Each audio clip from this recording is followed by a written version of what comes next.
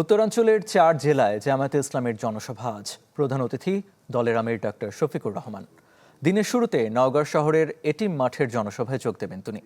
পরিচয় করিয়ে দেবেন দলের প্রার্থীদের, ভোট চাইবেন জামায়াত জোটের পক্ষে।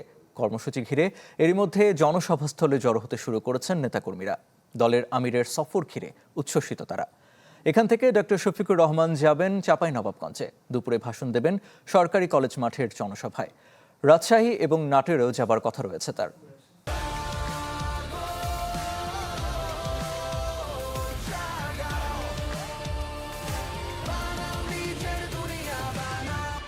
দর্শক, এ ব্যাপারে আরো জানাতে নওগাঁ থেকে সরাসরি যোগ দিচ্ছেন সহকর্মী হারুনুর রশিদ চৌধুরী। হারুন, জামায়াতের জনসভায় নেতাকর্মীদের উপস্থিতি কেমন দেখছেন? সবশেষ খবর জানাবেন। আগে জানানো হয়েছিল যে 9টা থেকে তাদের আনুষ্ঠানিকতা শুরু হবে এবং সেই কথা মতো এরই মধ্যে কিন্তু যারা আঞ্চলিক নেতাকর্মী আছেন তারা বক্তব্য শুরু করেছেন। এই মুহূর্তে নওগাঁ সদর আসনে যিনি জামায়াত মনোনীত প্রার্থী আছেন তিনি আসলে বক্তব্য রাখছেন নেতৃবৃন্দের উদ্দেশ্যে এবং মানুষজন এসেছেন। বেশ কিছু নেতাকর্মী আমরা দেখতে পাচ্ছি মাঠে এসেছেন এবং ধীরে ধীরে কিন্তু আসতে শুরু করেছেন। পাশাপাশি বিশেষ করে আমরা নারী কর্মীদের কথা যদি বলি, তারাও কিন্তু মাঠের যে বাঁ পাশ আছে সেই বাঁ পাশে কিন্তু নারী কর্মীরাও এই মুহূর্তে এসেছেন। আপনারা জানেন যে আজকে ডাক্তার শফিকুর রহমান তিনি শুধুমাত্র নওগাঁ নয়, পাশাপাশি তিনি কিন্তু এখান থেকে চাঁপাইনবাবগঞ্জ এবং রাজশাহীর বেশ কয়েকটি জনসভায় তিনি আজকে কথা বলবেন।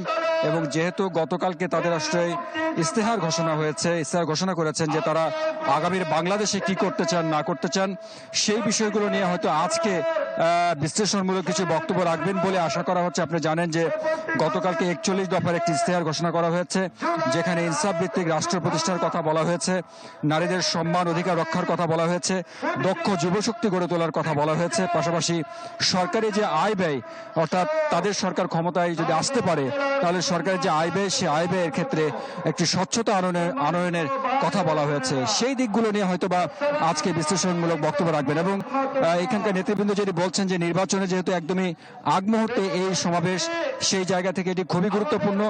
আগামী কয়েকটা দিন এখানকার নেতৃবৃন্দ কিভাবে চলবেন কিংবা ভোটারদের দ্বারে দ্বারে গিয়ে কিভাবে তারা ভোট চাইবেন, কোন বিষয়গুলো বলবেন, সেই দিক নির্দেশনাগুলো হয়তোবা কেন্দ্রীয় নেতৃবৃন্দের কাছ থেকে আসবে।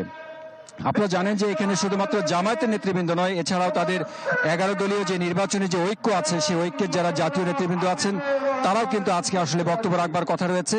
এবং মূল যে আনুষ্ঠানিকতা সেটি 11টায় শুরু হবে বলে কিন্তু এখানে জানানো হয়েছে এবং আমরা সেটি আশা করছি। যেহেতু এরই মধ্যে যারা নেতাকর্মী আছেন তারা আসতে শুরু করেছেন, আমি আগেও বলছিলাম যে নারী কর্মী যারা আছেন তাদেরও বসবার ব্যবস্থা করা হয়েছে এখানে। তারাও কিন্তু এই যে জনসভা স্থল আছেন সেইখানে আসলে মূলত আসতে শুরু করেছেন।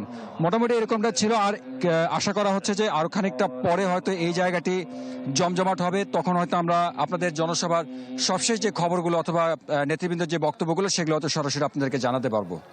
ধন্যবাদ হারুন। দর্শক, নওগাঁ থেকে যুক্ত ছিলেন সহকর্মী হারুনুর রশিদ।